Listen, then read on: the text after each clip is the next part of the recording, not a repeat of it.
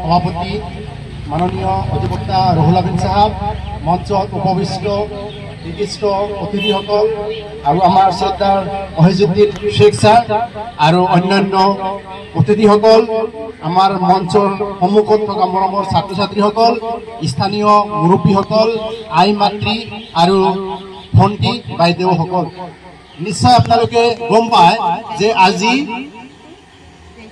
এইখন সমাজত এই অঞ্চলৰ পৰা মেট্ৰিক আৰু হায়াৰ ছেকেণ্ডাৰী পৰীক্ষাত উত্তীৰ্ণ হৈছে সেইবিলাকক আমি ৰাজহুৱাকৈ সম্বৰ্ধনা জনোৱা আৰু আমাৰ সমাজত কিছুমান ব্যভিচাৰ, কিছুমান অনিয়ম হৈ আছে, মদ, ভাং, ড্ৰাগছ এইবোৰৰ প্ৰতি মানুহৰ আসক্তি বাঢ়িছে।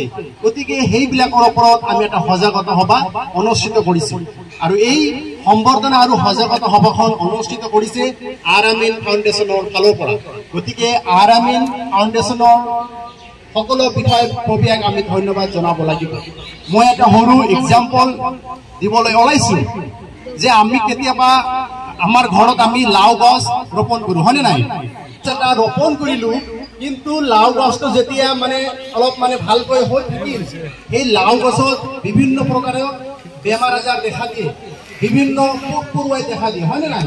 গতিকে সেই লাও গছজোপাক আমি যদি ভালকৈ মেডিচিন বা আমি যদি ভালকৈ পৰিচৰ্যা কৰোঁ, তেতিয়াহ'লে আমাৰ কি লাও গছখন ভাল হ'ব আৰু আমাৰ কাৰণে ধুনীয়া ধুনীয়াকৈ আমাক লাওবোৰ উপহাৰ দিব, হয়নে নাই? গতিকে আমাৰ সমাজত খুব টেলেণ্ট ফাউণ্ডেশ্যনৰ এই প্ৰশংসনীয় যি পদক্ষেপ, এই প্ৰশংসনীয় পদক্ষেপ আৰু ভৱিষ্যত অহা দিনত আৰু বিশালতা লাভ কৰক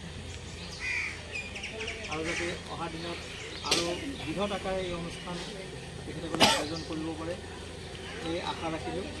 আৰু ইয়াৰ লগত জড়িত প্ৰতিগৰাকী কৰ্মকৰ্তা, বিষয়ববীয়া তথা কৰ্মকৰ্তাক আন্তৰিক ধন্যবাদ জ্ঞাপন কৰিছোঁ।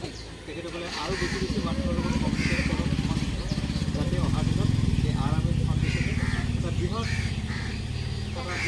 অৰ্গেনাইজেশ্যনৰ ৰূপ ধাৰণ কৰিব।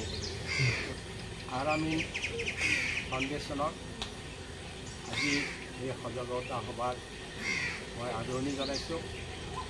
আমি আশা কৰিছোঁ আৰ-আমিন ফাউণ্ডেশ্যনে আগত দিনত গোৱালপাৰা চহৰৰ মানিয়াপাৰা, কলিতাপাৰা, খাৰপালাৰ বিস্তীৰ্ণ অঞ্চলত অত্যন্ত বসবাস কৰা সাধাৰণ শ্ৰেণীৰ যিসকল মানুহ, সেই মানুহৰ প্ৰতি তেওঁলোকৰ যি সামাজিক দায়বদ্ধতা, তাক আন্তৰিকতাই নিশ্চয় পালন কৰি যাব।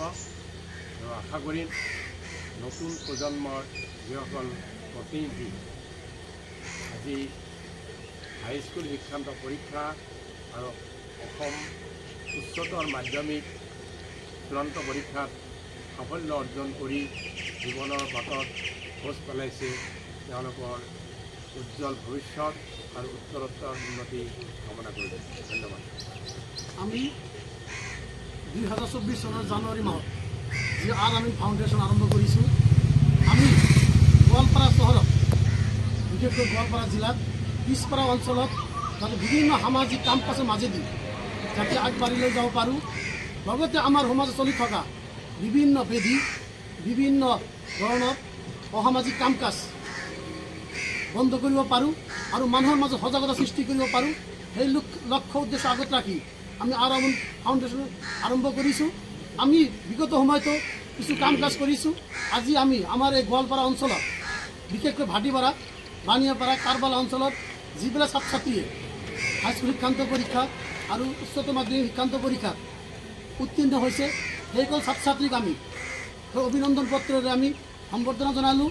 লগতে আমাৰ অঞ্চলত চলি থকা যি জুৱাতি আৰু নিচাজাতীয় দ্ৰব্যৰ ওপৰত আমি এক সজাগতা সভাৰ আয়োজন কৰিছিলোঁ, যাতে অহা সময়তো আমি এই অঞ্চলত বিভিন্ন ধৰণৰ সজাগতা সভা আয়োজন কৰি সামাজিক কাম কাজ কৰিব পাৰোঁ, তাৰ প্ৰতি লক্ষ্য ৰাখি আমি আগবাঢ়িম।